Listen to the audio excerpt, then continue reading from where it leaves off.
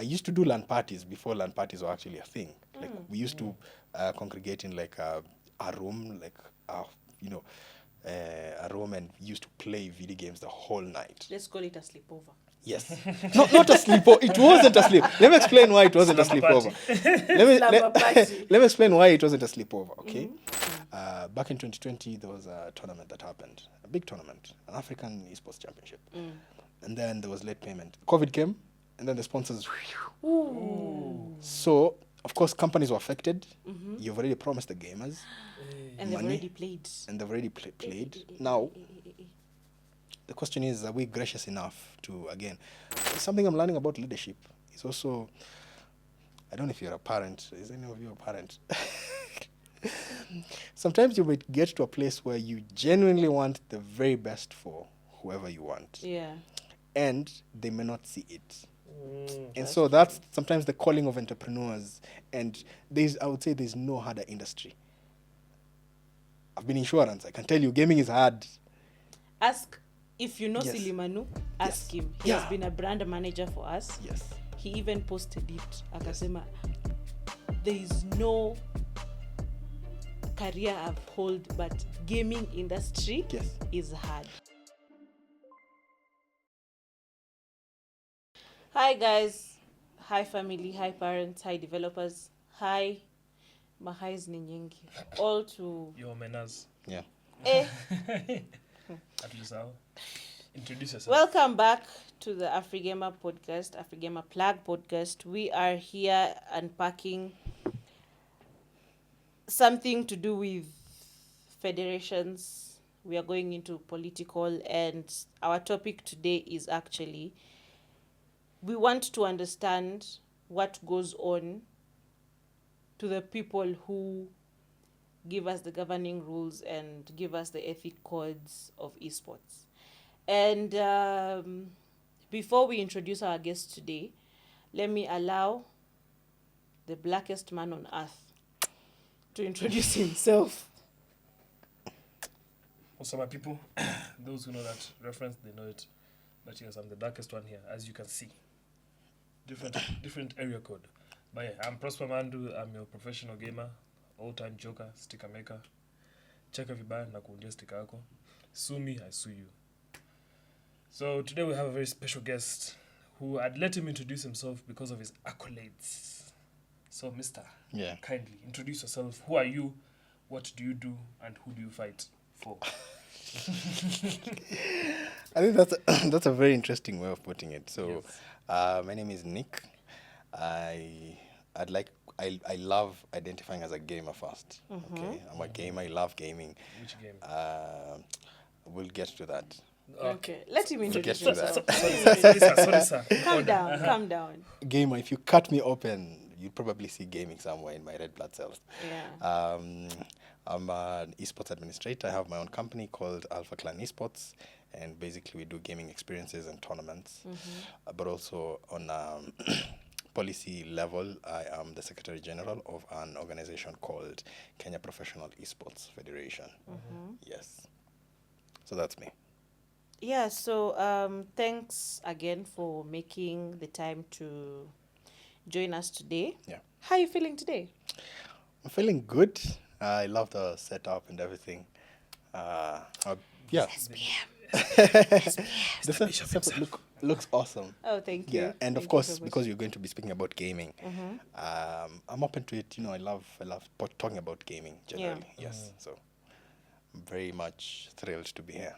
Yeah, so before we get into the heavy stuff, what game have you been playing? Just to know if we can call you a true gamer, because you've said if you slash open, we can. Yeah. What game have you played this week?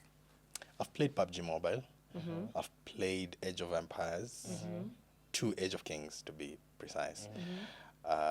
Goodness, please do not laugh at me. We are not laughing. I've played FIFA. No judging. We are not judging. I've played FIFA 14. I understand. Because my PC is not, so I don't know if you guys know the thing of modding. Where Explain to those who don't understand. Yes. So there's a way you can, if you have say FIFA 14 or FIFA 15, you can upgrade it to to the nearest FIFA, so you can upgrade to FC25, and we call that process patching. So you take different files.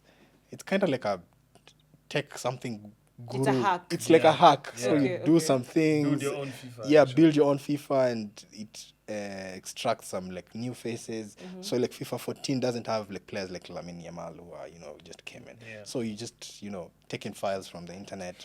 So it's kind of like hacking. It's like pirating. So it's a hack. Yeah, it's like, yeah. But it's fun. It's fun, yeah. Yes, of course, I know that one. So if your FIFA if your PC cannot meet the requirements, you can play the older versions, but patch it so that you feel you're playing the actual thing. So I've played FIFA 14 kind of. Oh, that's nice. So Yes. we can now. Yeah. He's a gamer. Man, And what was your first console or Wow. your first game that you can remember playing? So I'm a millennial. I would say the first game I actually played, or the platform I actually played on, was the desktop towers, those old ones, the IBMs, if you remember.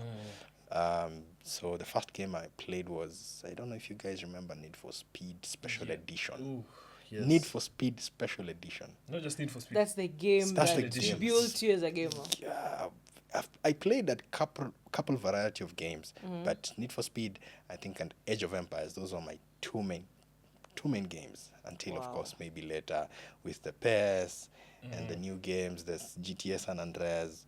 So yes. Classics. That's nice. Yeah. So we want to get into a segment where we get to know Nick, Yeah. the gamer, Yeah. before becoming the Secretary General Yeah. and a policymaker. Yeah. So let's start with your gamer story. How Yeah. did you first get into gaming? When was it? Yeah. What drew you into it? Were you invited by a friend? Yeah. Yeah, so such things. So I come from Kilifi, and within the locality, I think it was an era where the cyber cafes were just popping up. This was like in the early 90s. Okay, again, I'm a millennial. So cyber cafes were just popping up. So I think I remember noticing some guys playing video games Yeah. in the cyber cafe. I think it was a Road Rush or something. I can't quite remember. But I was like, yeah, I would like to play, that. I was just interested in that. It just looked epic, driving cars, and it was a car game, I remember. So I said, yeah, I want to play that. And then I asked my dad, could you sign me up? Knowing that, of course, he would be against it, kind of. Can you sign me up? Because my friend signed up for computer classes. Yeah. So I was like, I also want to sign up for computer classes. So that's how I got into the gaming thing. So my dad signed me up for, the computer classes. But again, it wasn't computer classes. Yeah, I was just trying to play video games. So that's how I could say is the earliest memory of me actually playing video games. But again, it transitioned. I think as time went by in, I think, high school, of course, I noticed some guys playing computer games in, the comp lab. I was like, hey, but hey, when I'm choosing a subject, I have to choose computer. Yeah. So that gave me access. So I would say I've listened to some of your stories. So mine is kind of similar because I was like, I think by the time I got to Form 3, Form 4, everyone knew Nick from the perspective of gaming because I couldn't wait for computer to just pop I up. know, yeah. Because I would be there with, that PC, and I couldn't wait, of course, for us to get to Form 4 where you're given your PC to do your project. projects, yeah. And I was like, okay. In fact, funny story, I did my project for 1 month, and that was the last month before submitting. Yes. And then that thing is okay, I did computer studies, Yes, and you yes. take a whole 9 months I to know. do a whole project. Yes, it almost took me 1 month or 2 months to just do the whole thing. Because the whole period, during Form 4, I used to just play video games. Yeah, because That's they all I give you. knew. Did you Yes. do computer studies? So they give you a whole priority. Yes. Especially for business, they don't have Yeah. projects. So for agriculture and I don't think also home science. I don't think home science, but all these people who do crafts, like people who, because there is also welding, Yeah, there is yeah. woodwork, there is a computer. I think and Ulifanya nini agriculture. kaka? Group of schools. International. I'm sorry. Sorry. So Yeah. I remember we also had Yes. we would even Skype classes. Oh, they have projects. Yes, yeah. Watch out, waende wafanye projects. Yes. Because it takes a whole 9 months, because you have to Yes. have a manuscript for whatever Yes. you're building. True. Because I remember our year, that was 2017, we did pseudocodes. Yes. And it was I a whole remember, flow yeah. chart and stuff. True. So at the moment you get that question, Yeah. you have to figure out how you do the pseudocode, the True. introduction part. So you have to type out your manuscript and also build a system that is actually working with databases. True. So it's a whole 9 months. So I can imagine what That, it was for to you. me, it was heaven because one, given that I was, of course, I was smart, so I used to perform quite well in computer. Yeah. So I think I remember the computer teacher. I was left in charge of the keys Hey, to the computer lab. watu Makosa. wanaenda kulala, wewe unaingia. And tu. let me tell you, I used to wake up at 3. Mm. Because again, in our school, I think during high school, you used to wake up quite early, around Yeah. 4:45. You So wouldn't relate. yes. Oh, you you wouldn't wouldn't. Oh, relate. sorry. I sorry. relate. So yeah. I relate. So, so I used to wake up normally at 3. That's the time, as computer Compose students. wanamka, yeah. So we used to just go and play video games until I hear the bell for breakfast. or something. Yes, so that's me. I used to, game a lot, and everybody will come to me like after halftime, like, "Hey Nick, what's the latest game?" Because of course you're allowed to carry USBs, Yeah. and that was me. I was the go-to guy for gaming things. I think for me, I used that opportunity to watch games and listen to music. Yeah, That's what I used to do. to me it was like the highlight. I can't forget those days, and everybody I meet will like, yeah, it makes sense because you are like gaming everything personified. But it's funny how, since we started bringing guests to this podcast, he's the only person who has, explained how he really got into gaming. So Yeah. it's true. We Yes. can honor you Yeah. and say you are a true gamer. Sisi wengine we've just picked it up, but you Yeah. are a true gamer. That's Yeah. very nice. Yeah. So we've been following you and we've done some research before we invited you here. Sure. You have represented Kenya internationally. Yeah. How was it like putting the flag like on the map as an esports player and an athlete in tournaments? How was it like? What game and what year? What was it about? Okay, so I think my first time traveling for gaming was in 2022, which was the Commonwealth Esports Championship. This was my first time flying. So you can imagine you're flying and you're going to Birmingham. To me, that was Thank like, you, esports. Thank Yes. you. Yeah. and to me that was a highlight because I had never imagined gaming would take me to such heights at all. To me, gaming was just any other kind of pastime or something that you could do. I didn't perceive it to get to such heights. So to me it was prestigious, given that one, we were the only African country. Kenya was the only African country that was represented at the Commonwealth Games, and we were taking 2 categories. So we had Rocket League and we had eFootball. So to me it was a moment of pride and prestige because one, it was a testament of how gaming is, things are different, and I couldn't imagine that, something that I was pursuing passionately could actually, to me traveling was just fun because You're just Yeah. there for the vibes. yeah, not just there for the vibes, but to me traveling because of gaming to me was like, wow. Finally, so it can take me somewhere. Yeah, it can take me somewhere. So to me, that was like, I had never imagined. And I At think that moment it, you're it, like- it gave a relief also to the people who were close to me, that was like, Nick, you need to do something else. It has actually Yes, played out. I think especially with my parents, are like, yeah, I think I became my son went to... Oh yeah. Alienda that majuu. Yes, moment. yeah. So there was Yeah. that moment of, I had a lot of friction with my parents, especially when it comes to gaming, especially my dad, by the way. So to me, that was a moment of, I think every gamer can attest Yes. that getting into gaming, especially Yes. with parents. We had to Yes. deceive, we had to Hey, deceive you them had because to we wanted to Yeah. do a lot understand. of things, Yes, for sure. It's true. Yeah, that's Yeah, nice. yeah. Congrats. Thank you. What you said you were participating in Rocket League or Yeah, eFootball? Rocket League, I went as a team manager. So there was Rocket League and there was eFootball. So I wouldn't say like the performance were too great, but it was something. Just being there and being the only African country Yeah, at the Commonwealth, it's huge. it was huge. Yes. So what would you say drove you to open Alpha Clan? Yeah. So I got into gaming, something that people do not realize. And also for the Yeah. also for the people who don't know what Alpha Clan is, please tell them what Alpha Clan is. Okay. So Alpha Clan is a gaming lifestyle brand, and basically what we do is gaming events and exposure to gaming experiences. Okay. So I started Alpha Clan back in 2019. I would say this will be more on a corporate side, because Alpha goes way back in 2016. So when I was in college, I used to stay in Madaraka in like a hostel or something, and most of the students there from Strathmore. So again, I wasn't in Strathmore, but I was in a different.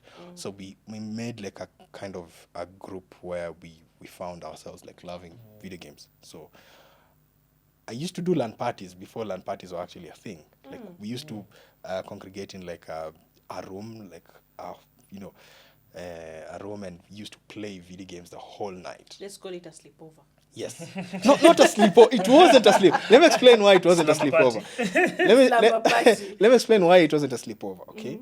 Because it came to a point where it became more structured, in that we started out with, say, 3 gamers that I found out, okay, this one plays COD, this one, because we started off with Call of Duty, Modern Warfare 4, if you remember. So we started out playing, 3 of us, and then 4, and then the group grew, because again, it was a big hostel. It hosted like about 300, 400 students. So the group started, growing slowly by slowly. And then we realized, okay, a room is too small. So we have someone else who has like another room, a bigger room, not even a bigger room. It became a sense of where we wanted now to, ask for resources from the hostel and say, by the way, we need a room to engage. Because the hostel also realized, why are people not leaving on Fridays? Because of course we know Fridays are for sherehe. People are going for sherehe, people are going home. And then of course it was a very strict hostel. So they were wondering, what is this that has made young men especially not go to happy and all that. And I think there was an incident where I think one was knocked down, so they were trying to put a curb and a curfew where you can't go out, or the limit is at 10 p.m. And so when they saw this, they're like, yeah, we can support. How do we support? And like, we do not. Yes, to keep people inside. And we're like, we don't have tables, we don't have this. So they said, you can take the tables that are in the, the dining, whatever, and you just do your thing. And then all of a sudden, we are from the 4 players that we were to about 16. And so you'd find like players first floor, and we had like designated areas. So you go first floor, you go second floor, and then the other team goes at whatever floor, and then we're like 32 or 16, and then we do... I didn't know anything about LAN connectivity and all that. We actually bought, Ethernet cables and bought routers. You get what I'm saying? So to me, that was a different kind of experience. Was it like... circled down to maybe mobile gaming, console? No, this was purely, again... If you're in Strathmore, you need to have like a laptop. So that was easily accessible. Again, Modern Warfare 4 that time, COD doesn't demand much. If you have like a low-end kind of PC, you can, So that's how Alpha Clan was birthed. We were this group of friends who were playing, and then I got word from a friend of mine, shout out to him, his name is George Tunje. He told me, but then Nick, there's a tournament that's happening at Sarit Center. It was hosted by ASUS. This was the very first-person shooter tournament that's actually happening. This was way before we got now to the big esports tournaments. This was the first one, and it was, I think the prize pool was around 200K.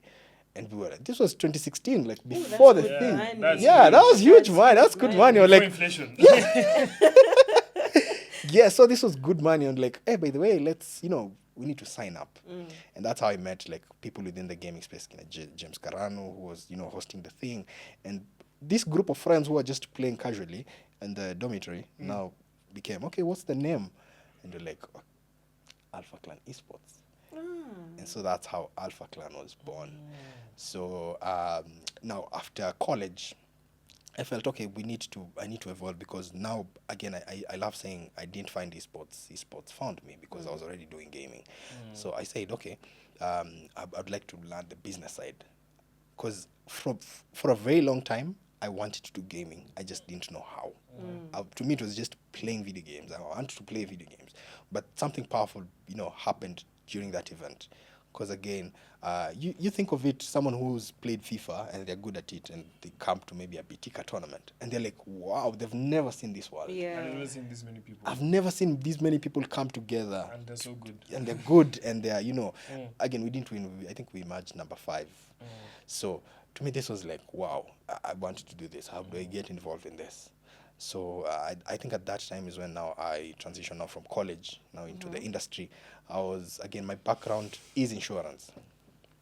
So I left, I got into the market for I think 6 months to 1 year, and I was like, nah, insurance is not what I want to do.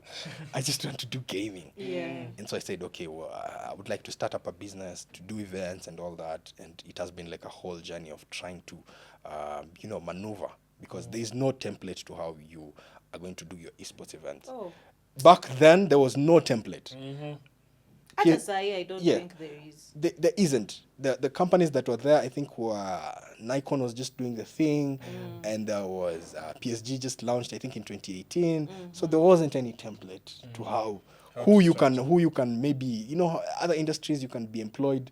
Right now, you'd find someone who would come to Afrigamer and ask someone like Edith and say, but then how do I do this thing? And you're there to actually help them. Yeah. But back in the day, there was nobody to actually. The awareness was not that Yes, broad. it was not broad, so it would be like more of you trying to test out and see how is it that I'm going to do like an event, how is it? Yeah, It's so safe to say that during that time you were doing the prototype stage of yes, of esports. esports, exactly. Yeah, Yes, yeah. yes. So we've grown until I think in 2018 is when we decided, okay, why not start it now as a company, and now doing it basically as a business. So again, it has been like a process of learning and getting to know how is esports and gaming, how does it work, how do you, just the business of gaming basically. So is it safe to say that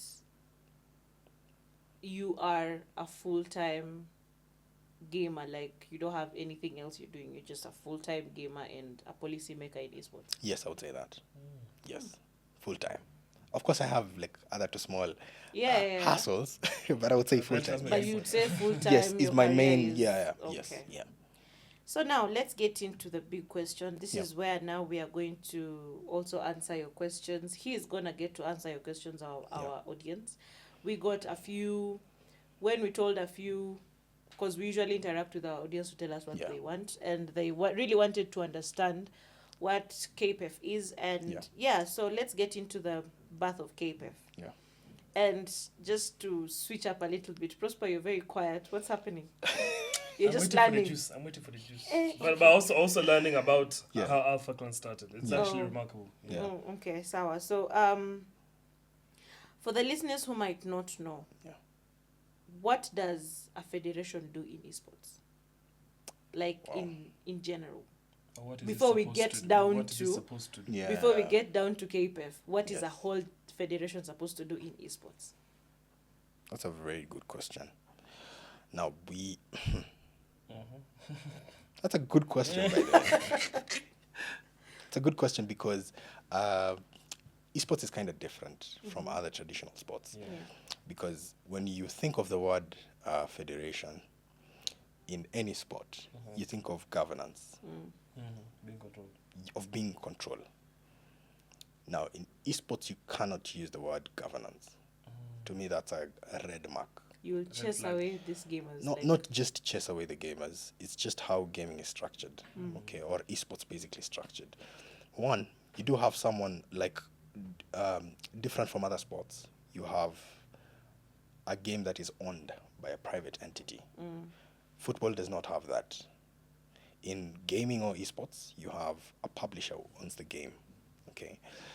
So, if you do have a private company which owns a game, it means they have full control over that game, an intellectual property, and every other rule or regulation that comes in. Okay. A federation or any federation within esports is a hybrid model of a traditional. It's trying to mirror a traditional, model. Okay, so it's not essentially.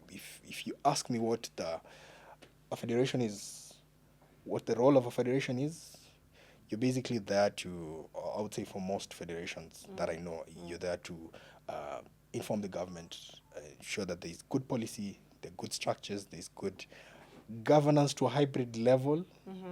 Again, you're not controlling the game, essentially. So, it depends how you decide to run your federation. So, yes. Okay. They have known what a federation is. Now, Yes. let's get to KPEF. Yeah. Why did you, with your other board Yes. of members, Yeah. why did KPEF start, and what gap was it trying to fill? Yeah. So, again, my background is gaming. I understand things from a gamer's perspective. But the moment you decide to step into an administrative position, you also encounter some other problems. Okay. Now, KPEF originally was a body of different esports stakeholders come together, and specifically, this was very clear. We were tournament organizers. Okay. So the question we had is, how can we harmonize the space from a tournament organizer's point of view? So, which means, for example, I would have an event, but my event collides with yours, and we're driving the same space. So, for example, I would have maybe Gaming Impact, and you have, say, Afrigamer Champions League on the same day. And so we said, how is it that we can harmonize the space where we have clear structures, where if you have a tournament and I have a tournament, how is it that we can collaborate, just an environment to collaborate and ensure that we have the necessary structures and policies to ensure, and I think this is the most important for KPEF, sustainability of the esports ecosystem. To us, sustainability has always been the ultimate goal, because you can't achieve sustainability with a defragmented ecosystem. So we in where you have, say, the guys maybe at PSG doing a tournament with Betika, and you have Afrigamer doing their own thing, and you have Alpha doing their own thing, and the question is how could we bridge that gap by coming under one body and effecting change and ensuring that there's sustainability within the ecosystem. Okay. Yeah. So there has been a talk. We, speaking from Afrigamer's point of view, Yes. we received a request of joining an association, Yes. and there was a talk about money. What Yeah. was the purpose of the money, especially, and maybe to clarify more, Yeah. what was the association supposed to do for esports companies? Yeah. And why was there a registration fee and a maintenance fee? Yeah. Yeah. Something that people do not realize, okay, when you're starting off something, you might see the value of it or ask many questions like, what is this money for? But essentially, even for us, there are costs involved, okay? So this is not like a membership where you sign up for something and then you're out. This is more like, this is the membership fee that is required for you to be within us, which means every decision that is made, you're not making it on your behalf. You're within to actually make those decisions. And so essentially this was what the registration fee was for, just to be a member. Okay. Now there are other costs involved that people may not realize. For example, for you to get a license as a sports registrar, you need like 100,000. There is membership that we do have that we can't broadcast for now. With international partners, there is membership fee for that also. The question is, would you want to be done everything? You get what I'm saying? So this essentially is just to cover the costs that are involved in setting up all this. Yes. So what was, I'm sorry, I'm just asking to get to know what this membership entails. Yeah. Let me put Afrigamer on the spot because it's Afrigamer. Yes. So what would Afrigamer benefit from being a part of KPEF? Yeah. Something that we do advocate a lot is, again, as I've explained the system, how the system works, is that we have publishers. So primarily what KPEF does is advocate for engagement with publishers. So for example, we would facilitate that you guys get maybe license from a specific publisher. Because you're doing events, you're doing, say, FC, which of course I know it's a bit hard to get licenses for FC. But if you're doing, say, Call of Duty Mobile, would facilitate for you guys to get a license, which helps you commercialize your intellectual property for that specific event. That's essentially what we do. Okay. Yeah, because again, most of the people who do events necessarily, especially in Kenya, even for the big companies, you're doing it without intellectual property or licensing from the respective game publishers. Whereas we could facilitate, you get the commercial rights through licensing, and you as a tournament organizer sell those rights maybe to different partners. It's far much more easy for you to get funding or sponsorship if you do have commercial rights. So is it in the sense of there's a situation that we faced before? Yeah. Someone came to ask for a license for playing music. What is it? This license for music, something. Yeah. I've forgotten the initials, but it is something to do with music, playing Yeah. music in public. Yes. So the guy claimed that since we are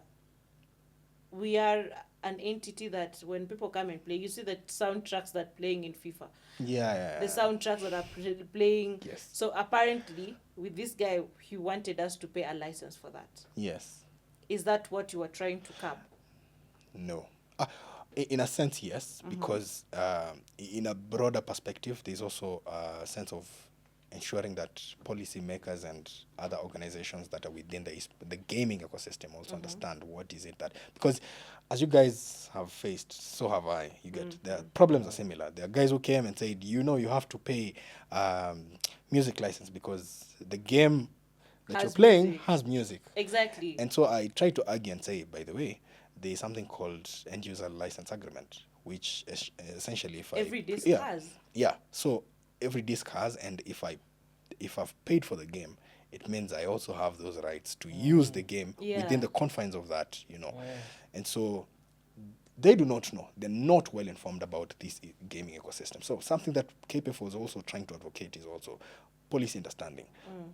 Ensuring that the right partners know. So the organization that deals with that is the Kenya Music, is it Kekobo or something? MISC, yes. Yes.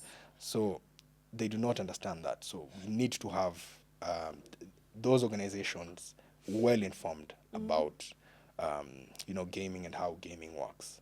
Yes.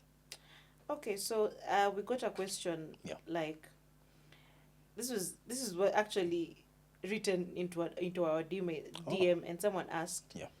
I am a gamer just chilling at a game cafe with a pad and playing. Yes. How does the federation thing actually affect him or her?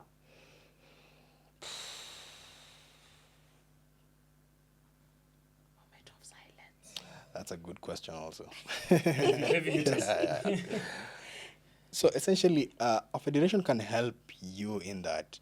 I usually say when policy and structural issues have been addressed, then most of the hurdles have been overcome. I think I can't tell you how many times we've had issues or run-ins with a conflict between the gaming community and say organizations that are advocating for policy or something like that. So it's not once I've had a call, somebody within the local community say, but they've been arrested because I was playing video games. A kid or something was arrested maybe by the police. That usually happens a lot. Where they mistake you for gambling. Yeah, they and stuff. mistake Oh, them. no. They do not understand. It hasn't happened once, but it happens very frequently. It actually happens And frequently. until some gaming cafes say you can't wear school uniform. Yes. Yeah. Okay, That would make sense. They're one for school uniforms. Yeah. They're like, you can't wear school uniform because people will see your child, like the police, and then now they'll ask for money. Okay. yeah. Okay. So I think the most important thing is what a federation can do is advocate for policy change and just create awareness within the public and tell successful stories. Just informing parents. This is what this is what gaming entails, and so a federation does affect a gamer to some level. Okay. Yeah. So now this is where Prosper is going to wake up. And So we are getting to a segment where we have controversies and tough questions. Yeah. And our first concern is, as we know in the esports, if you're in the esports industry, Yeah. we have two federations. We have KPEF and we have ESKF. Yeah. How are you guys different? why have two? Yeah. And why do we have to? And how is it affecting us? Yeah, that's also a good question. Mm-hmm. So, I let me give facts. I don't want to be emotional. Please do. Yeah. We want facts. Yes. So, ESKF is the national body for esports. I do challenge you to go read the Sports Act, okay? There are 4 ways in which you can register an entity in the sports docket. So you can register national sports body, which means essentially federation, okay? So you work hand in hand with the government. Yes, you're recognized as a national body for a specific sport, Okay. like how, say, Football Kenya Federation is registered, okay? You can register as a sports club, which is like Gor Mahia if you're in football, or FC Leopards. That would be something similar like EHAB Gamers for esports, or Horizon, or CZ Esports. And then you have a registration for Esports company. county sports associations. Okay. I'm going as per the Sports Act. Okay. So a county sports association is within the confines of a county. So say if you're from Mombasa, you can register Mombasa County Football Association or Mombasa County Esports Association. It's within the confines of the locality you're coming from. And then a provision that came in 2016 with the review of the Sports Act was a professional sports body, which essentially is a body that runs leagues. It's kind of similar to, I like using the difference of NBA and USA Basketball. So USA Basketball is the national body or the national federation for that discipline, and they represent them in international tournaments and all that. And then there's NBA, which is a league essentially, but has different member companies or teams within it. Okay, similar to the Premier League, you have Football Association, and then you have the Premier League. Okay, so I wouldn't relate, but okay. yeah, so essentially that's the difference between KPEF and ESKF. So ESKF is the national body for esports in Kenya. KPEF is a professional sports organization. Okay, I think the confusion comes in here with the term federation, because to us, federation or association or union is not clearly defined in the Sports Act. As per normal terminology, we have normalized. It's kind of like thermos and hot flask.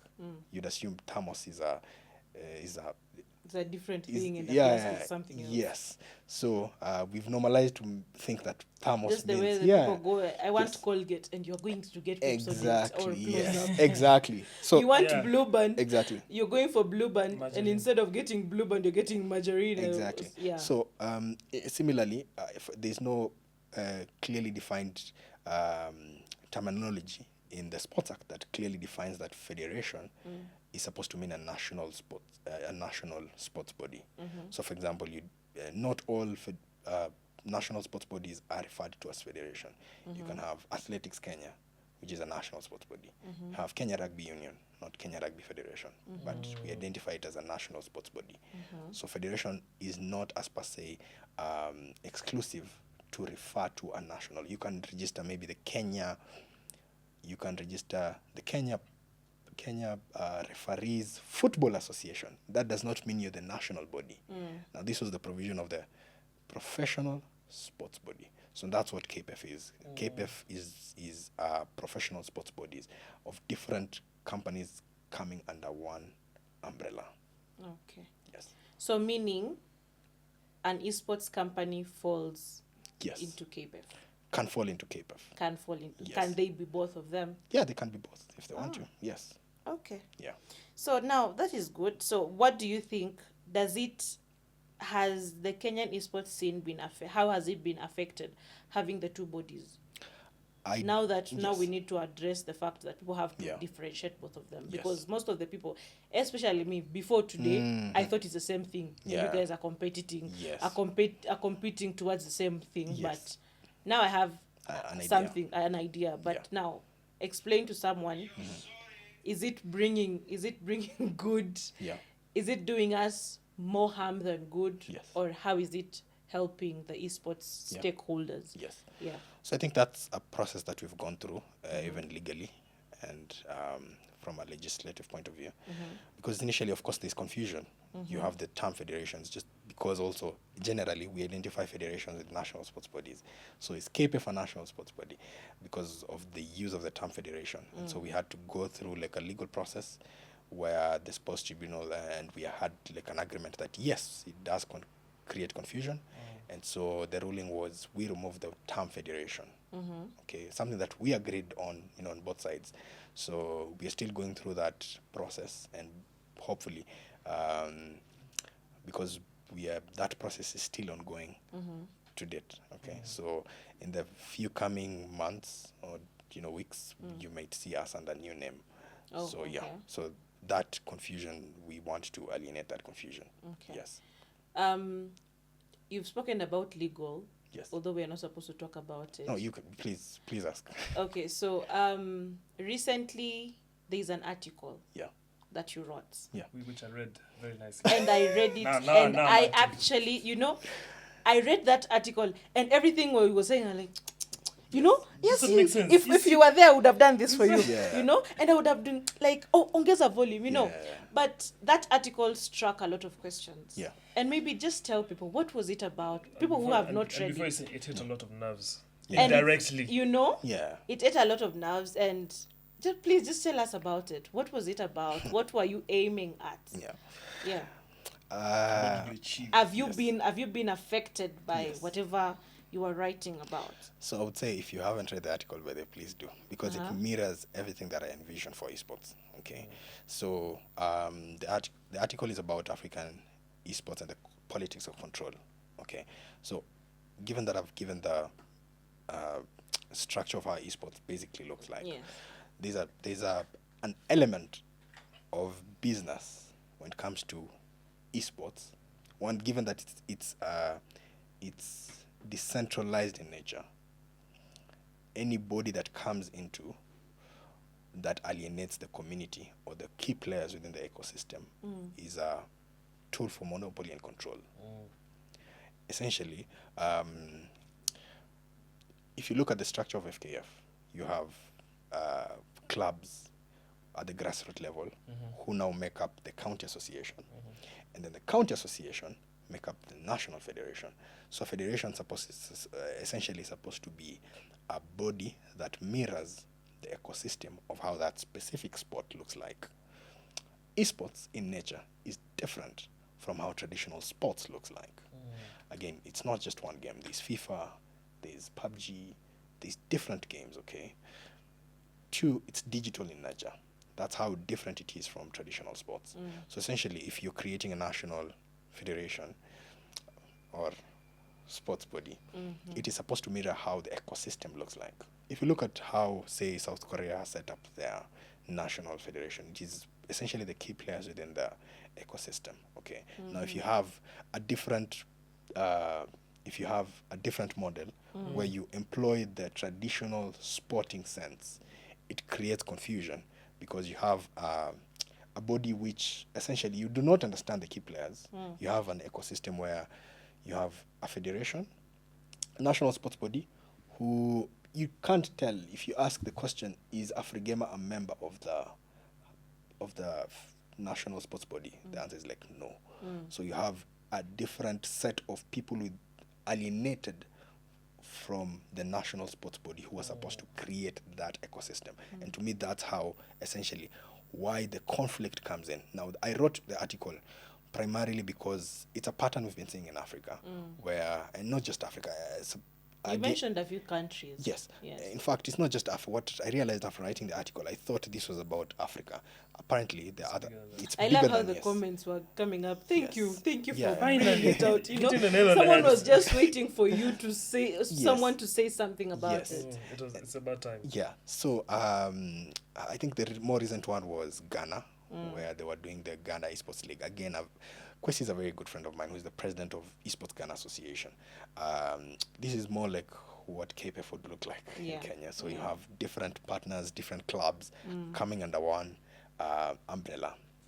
And then you have like a state-endorsed federation, who of course, they of course they follow the due process to register as per se, but it doesn't mirror how the ecosystem looks like. So you have a body which mirrors the ecosystem, and you have another one that doesn't.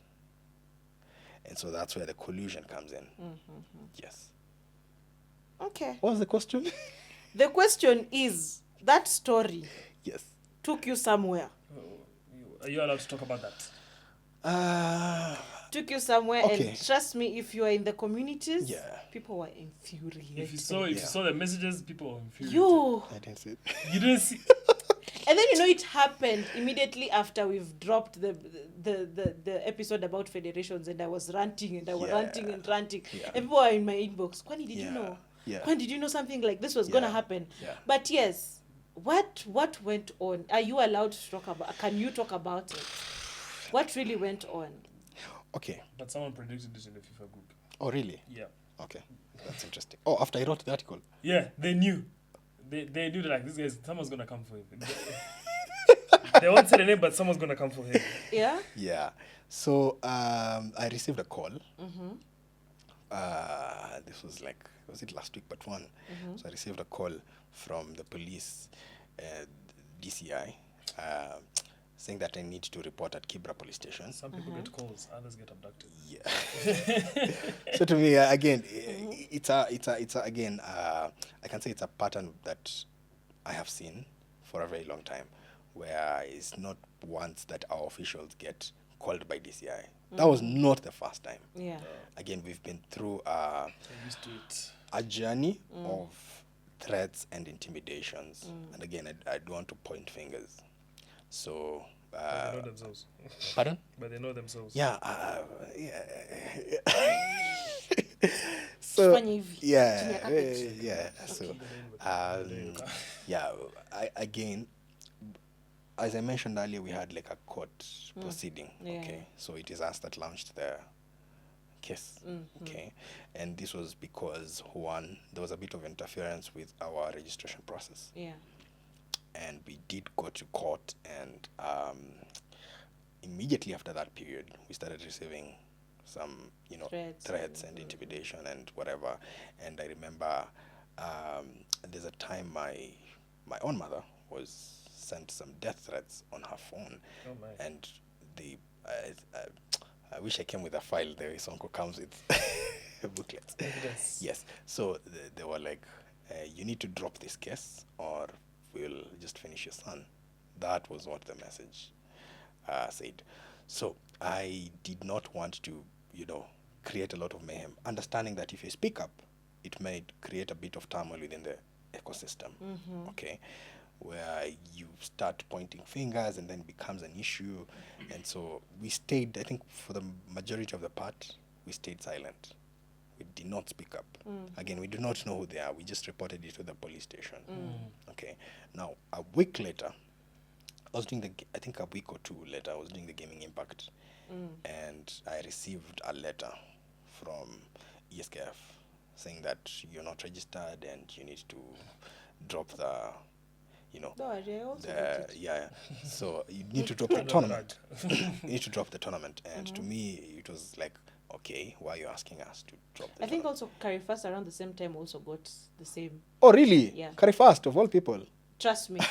They were supposed to host a tournament Yeah. in Kenya. Yes.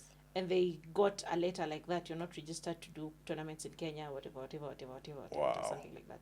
That's interesting. I thought it was me. I thought Nick was the problem. So, Trust me. so yeah. Finish your own. I'll Yes. tell the audience our own also. So after I got that is when I said, okay, maybe if I don't speak up, because again, Gaming Impact was like an awesome innovation to me in my head.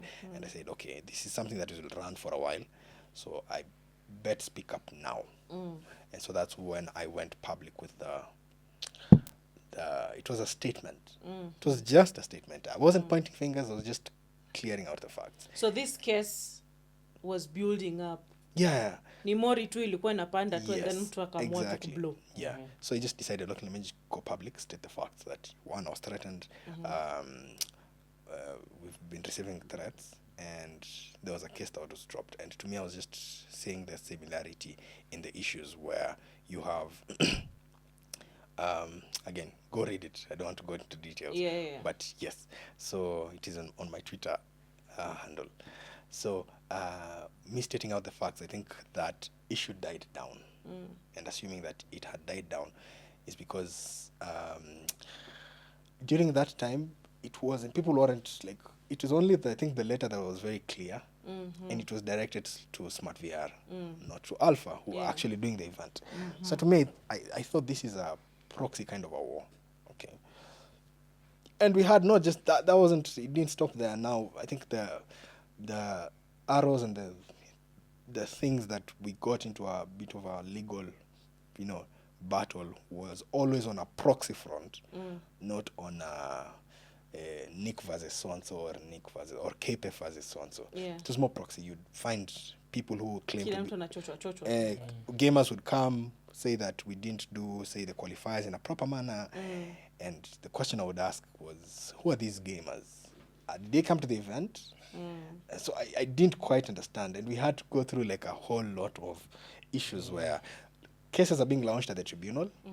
And these people are, not say anonymous, of course they're the names, but we do not know them. Like, there's no way I've been in the industry and I do not know the key players of I remember, I think I can relate because during the same time that you launched Gaming Impact, we hosted one at Afrigamer. Yes. And now Afrigamer was getting attacked. Yeah. Because they thought we are the organizers. Yeah. And they were asking, why didn't I receive my... Actually, that is also a genuine question that we've gotten. Yeah. There are some people who participated and they claim Yeah. that they didn't get their prize pool. Yes. They did not get their winnings. Yeah. And someone came and they were like, I traveled all the way from Nakuru. I did not get to participate. Yeah. Why Yeah. didn't I participate? Why Yes. was it happening like that? So Yeah. how do you answer to that? It's a good question also. Very good questions So, today. yeah. I I came love the prepared. questions. Yeah. I came prepared. Yes. I came prepared. I came prepared. So, I would say, yes, you're very right.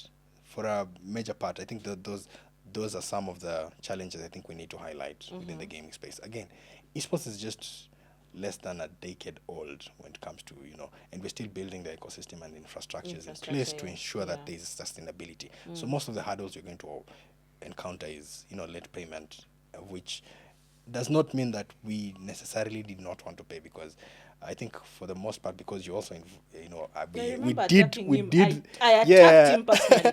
Yes. So with that, I think you've hosted Manu here, and Manu said, I think to me related to that is that sometimes you engage with sponsors, and then sponsors say, okay, we are going to pay you after 60 days. Okay, we're going to pay you after 90 days. To the gamer, they do not understand that. Okay, and to me, it was literally less than 2 weeks that you're asking me for this, and I was actually pursuing, because you also have to give a report to the sponsors and say this is how it went. Okay, and I did all that, and that is where he said, yes, organizers, yes, you need to stop banking Yeah. on sponsors. Organize that tournament knowing your price pool niko nayo pahali. By the time wanilipe, me I'll just reimburse myself. That's something I'm also learning also. Okay, because some similar situation happened. Again, Alpha is also like a club. We had gamers. At the moment, we do not. Back in 2020, there was a tournament that happened, a big tournament, an African Esports Championship. And then there was late payment. COVID came, and then the sponsors... So, of course, companies were affected. You've already promised the gamers and money, they've already played. And they've already played. Now, the question is, are we gracious enough to, again... I usually say gamers are a different niche of... people. That's what I've just said. They're very, very attuned to how you handle them. Okay, so any late payment is taken as I think I don't know how many times I was called a scammer. I've been called a scammer, not just for Gaming Impact, but for previous events. Yeah. That we've had like late payments, and even as a manager, I had to deal with that situation, knowing that, of course, these are key players within the industry. And I think to me, the question when it comes to gamers is, please do know who has been in the space, because whoever has been in the space will eventually honor their pledges. Tough time comes, and tough time is not just for the gamers. You as a gamer, you're crying that the historia Umenyimwa haki yako. Umenyimwa haki yako, and of course there are challenges. For you to participate in tournaments, you have to buy equipment and all that. But also as organizers within the ecosystem, we're also facing challenges. You get what I'm saying? We're trying to break barriers. We're approaching a sponsor does not fulfill the obligations. I think that's what happened during the Gaming Impact, okay? For those maybe who do not understand what happened. Now, for Gaming Impact, it was an amazing innovation. To me, it was the first. I don't think there's any tournament that has happened that has been like a series of gamer-funded sponsorship or prize money. That was the first. To me, it was an amazing, something that I thought through, okay? Now, I had committed myself on a personal level. I think Manu said very well, just ensure the prize money is just somewhere, okay? We had engaged with sponsors, and there was part of the sponsorship money that was to be paid by sponsors, and there was part of the sponsorship money that was to be paid by Alpha, okay? Now, given that I'm the founder, essentially, I was the one who was supposed to give that amount, okay? Now, I had been engaged with a mirage of things, and of course life happened. And I wasn't able to fulfill that obligation, and I take responsibility for it. But the good thing is that I think I read in an article, Juicy, Philip Coutinho and Umtiti, who left the club, Barcelona, was just paid like this year, which means it's on a rolling basis.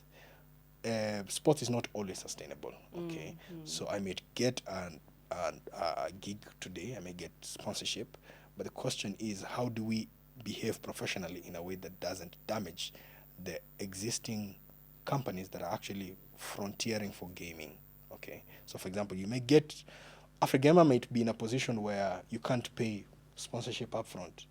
Now, do you go on social media and blasting and saying, oh, those ones are scams, and those ones, what is the track record of Afrigamer?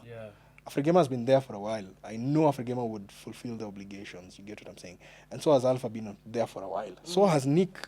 And I tell people, Mimi, I have been in an event, not mine, this was someone else's, because sometimes, of course, you may find maybe a bigger company is doing a thing, and then maybe a Afrigamer comes in. So we've gotten to places where you get, like, of course, we rent consoles, and a console got lost. Amepate surge. Yeah, I've got Amepate surge. Okay? Afrigamer, you know that one. Trust me. So now, and to you guys, you have equipment. Me, I didn't. I've just rented out from someone. I know. So you have to repay it. You have to repay it. Okay. So I tell gamers sometimes, of which not everybody has been paid. Let me just be upfront about it. Yeah. Not everyone has been paid, and we are doing payment on a rolling basis. Mando is also one of them, because he also participated in the gaming tournament. Okay, and we are doing. You can tell we paid him last month. Okay, so we're doing like. So we're doing like the payment pole as we try to come back, because even with that, because we went at a loss even for the event, we still did it. Yeah. We went at a loss, but we still did it. Because you wanted to keep the name. Yes, we wanted to keep the name. We wanted to keep we show that this is what we've done. And to me, I think it's a blessing in disguise that I'm allowed also to fail. Not me, as per se. I didn't fail. I think you still have the goal, but I still have the goal. Downs in everything you do. To me, I'm very appreciative, and I want to say, like, of course, there have been places where, of course, you'd go online and you'd say, oh, Nick is a scam. I think there was an article that came out saying, this scam of Gaming Impact. And to me, it's something I'm learning about leadership. It's also, I don't know if you're a parent. Is any of you a parent? Sometimes you might get to a place where you genuinely want the very best for whoever you want. Yeah. And they may not see it. And so that's sometimes the calling of entrepreneurs. And I would say there's no harder industry. I've been insurance. I can tell you, gaming is hard. Ask, if you know Silimanu, ask him. He has been a brand manager for us. Yes. He even posted it. Akasema, there is no career I've held, but gaming industry is hard. I put Emmanuel in a position. We were working together. Yes. And I told Silimanu, you want to be on my team? I put you as a partnership lead. Yeah. Get me sponsorships. kijana aliandika emails. Yeah. Akachoka. And it's something that I have witnessed myself. Yeah. Writing constant emails, calling. You even told this is Cold calls. Huyu ndio Anapeana. anapeana. Umeongea na yeye. Yeah. You've set meetings. Yes. Nothing. Atakwambia, "Oh, let's do a meeting." Umeandika, Yes. umeuza. You do Yeah. like, "Yes, I have done it." Sure. 2 weeks. We don't see any, something like that. Yeah. And Okay, also so to you don't get relate to reply. to Nick, Yes. yeah? This thing of payment and this thing of being threatened by bodies. Yeah. Emmanuel was in this chair saying it. He has been threatened by someone. Yeah. To give you the whole story, it's about this Saudi. Afro-Arab thing. That was a sticky situation. Yeah? People don't understand that Yes. we had to incur expenses Yes. that up to now Have not been the paid. federation has not paid. Yeah. If you know the story, you know. Yes. We put people on a plane, they are going, and then they are taken back. You don't have travel insurance. Yes. Since when? Yeah. I think also that's also something that we need to identify. Yeah. That we need to, even as people within the corporate or entities, we need to take responsibility for our own actions. Okay, which means keeping accountable others. We might want to say keep. Sometimes I usually listen to some entity speaking and say, hey, but there's a group, there's someone who does not pay prize money, but you yourself as an entity, there are untouched, Unspoken things that say. you haven't. And Yeah. again, if we need to take accountability, just keep me accountable. To me, I have no issue keeping me accountable.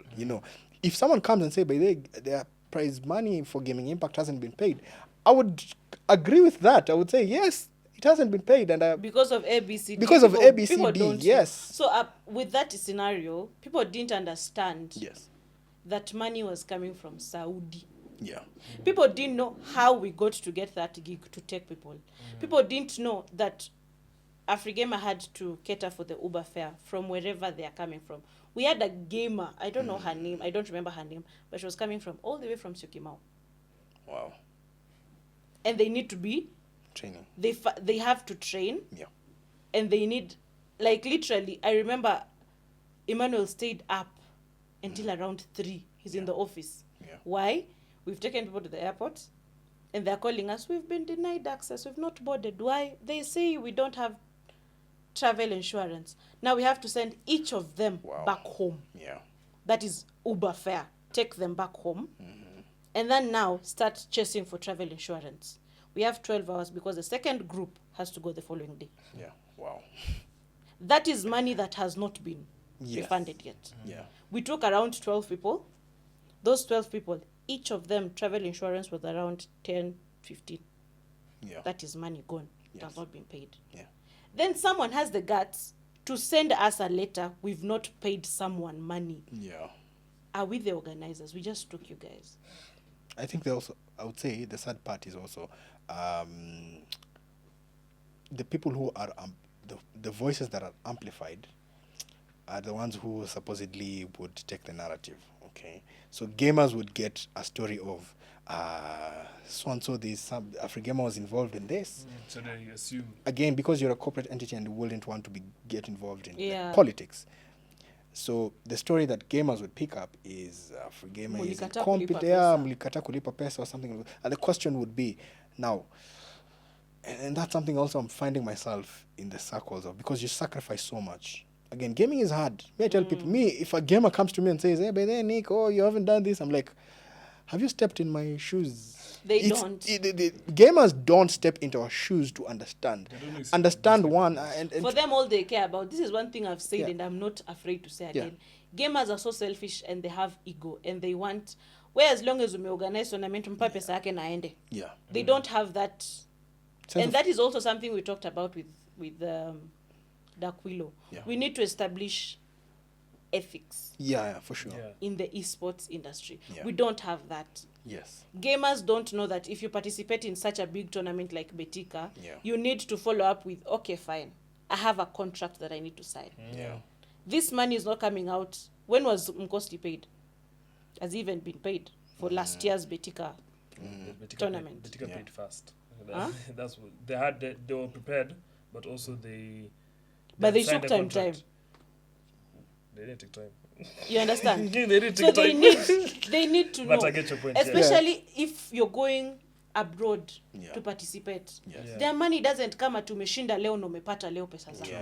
Yeah, There is some- a policy that you need to know. 60 Such days, ethics 90 that days, you yeah. understand what he has said. Yeah. Such ethics need to be put in Yeah. place so that people know. It could potentially damage a company's reputation. I think, to me, when the article came out about Gaming Impact, I was reading engagement with a couple of sponsors for the first one. To me, the first one was more of a pilot, and I think I explained to gamers by there, those who are interested. What are you trying to do?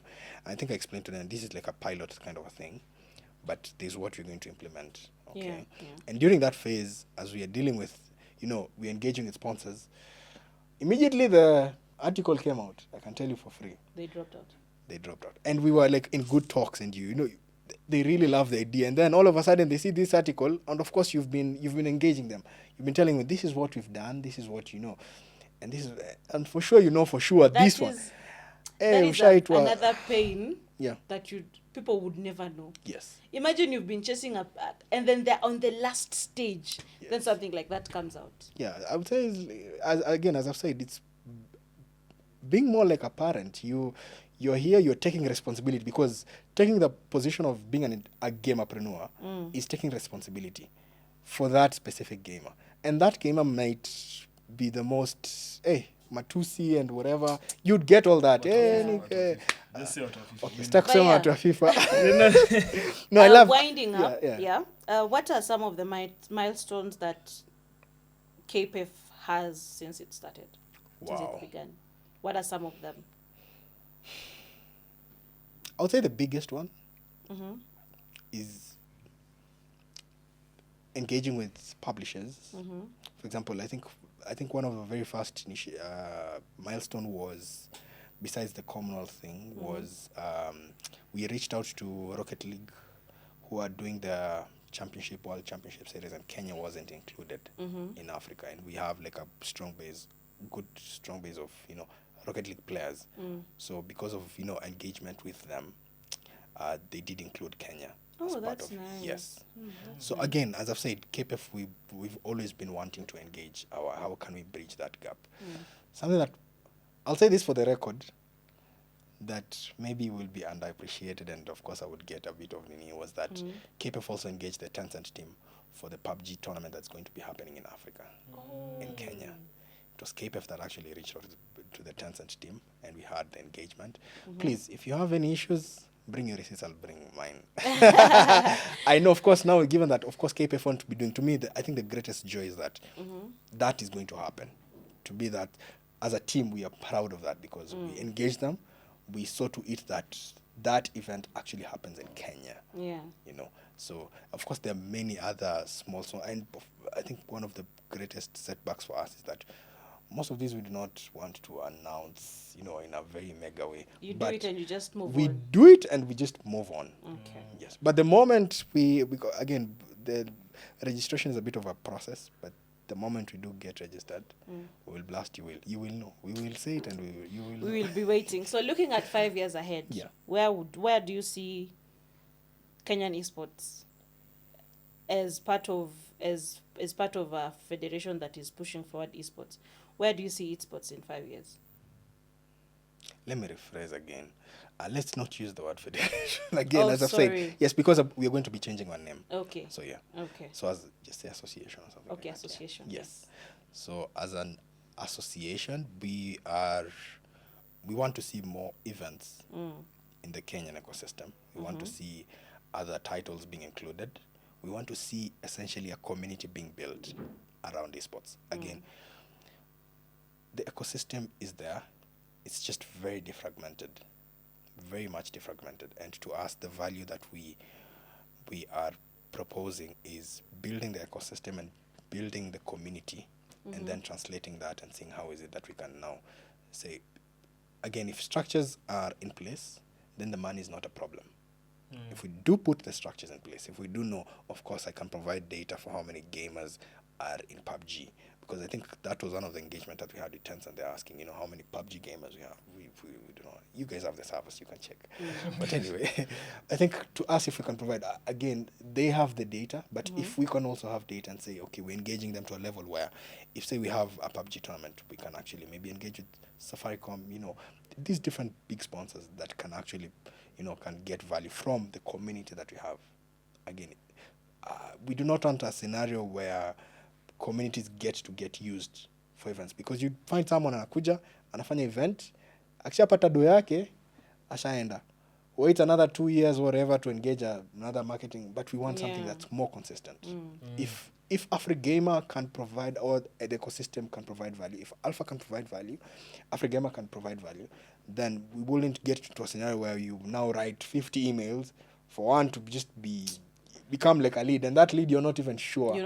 So if we build value, then it's not us going to them, it's them coming to us. Okay. Yeah. So we are getting to a section where it's just fun. Yeah. I'm going to ask you some questions. It's called the rapid fire questions. Sure.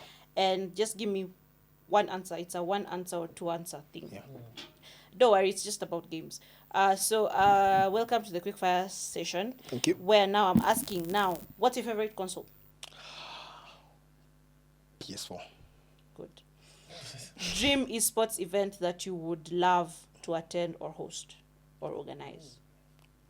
Wow. The Esports World Cup. Ooh, that's big. Big monies. One Kenyan player you watch, esports player. One. When unasema huyu is going to go places. I love Jojo. Toxicness. I love that. I That love toxic- that. Yeah, I love Jojo. I don't know. Yeah. If gaming wasn't in your life, Yes. what would you be doing? That's a good question. Oh my goodness. I've been gaming. All your life. I'll just do business normally. Maybe real estate. Hey, Yes. okay. National Sawa call. basi. You know nothing about See, that. sorry, but so we have come to an end of our tough questions and fun questions. Yeah. But I want to actually appreciate on behalf of our audience. Thank you for your sincerity. Thank you. Thank you for the clarification. Yeah. You have answered most of the questions. Actually, all the questions that we had. Yeah. And thank you for With honesty. giving a distinct, niseme aje kwa Kiswahili, in short, kutofautanisha the two bodies. Muktadha wa dondo. Hiyo si nimetoka wapi jamaa? Again, Okay. I'm Costarian. People don't know. Sorry sir. Watanyali, Sorry. Same, please. Sisi Forgive us. wengine Si tunashrub sorry, huku si nje, sorry, jamani. si sorry, ni kunradhi. Toka hapa. Kunradhi tujakuwa Rashid na kina Lulu Hassan, lakini we thank you so much for honoring our invite. Thank you for answering our questions, especially these questions were coming from the public. Yeah. And we are grateful for that. Hopefully, Yeah. because every story has two coins. Yeah, for sure. Sorry, Two sides. every coin has two sides. Yeah. So maybe we've had the heads. You haven't had the tails. Yes. We haven't had the We had the tails. tails from So the comments. most Yeah. probably we will invite also the other body Yeah. to let us know. Yes. And I'd also like to listen to the tails. and maybe To see if the tail is fat. and maybe we will be the Mediator. people, we will be Yeah. the Kofi Annan who Yes. will bring you together. And Definitely. yes, but thank you so much. With a Thank you glass for also, honoring you don't us. fight. Yeah. This has been an episode where Prosper has never been quiet. I'm enjoying everything. Has never been quiet. He's I've learning. been- Let me tell you, I'm learning. Everything but is yes, sweet. I'm also talking from a corporate view Yeah. and an esports person who has been running an esports company. Yeah. I have learned why we are needed to be part of a Yeah. federation. Sorry, an association. Yes, Yo, I was about to correct you. yes. We have learned and we Yeah. know now the benefits, and hopefully we shall be part of it. Definitely. But thank you so much. Appreciate Thank you for coming. And yeah, we will meet in other aspects of life. Yeah, for sure. But yes, Definitely. thank you guys for being with us. We are signing out officially. We shall see you guys. Follow our socials. Also get to read his articles on LinkedIn. I've seen it from LinkedIn. I've not followed you on Twitter, but yes. This is, I don't think even he said his name. His name is Nick Kibe. No. I didn't say. You He did. didn't say. You I did. He did. He just Yes. said Nick. It says in Nick. Nick. So who is Nick? Nick. I Yeah. Nike. Anyways, so guys, follow him on his social media, especially his LinkedIn. He has a very good article. There's one that he has released that I have not read. But yes, thank you guys. And as always, we sign out. We have to teach you this. Do you know our slogan? No, I don't. Don't be just a gamer. Be an Afrigamer. Okay. Have you got that? Yeah. So we are going to say it all at once. Don't be just a gamer. Be an Afrigamer. Don't be just a gamer. Be an African. Yes.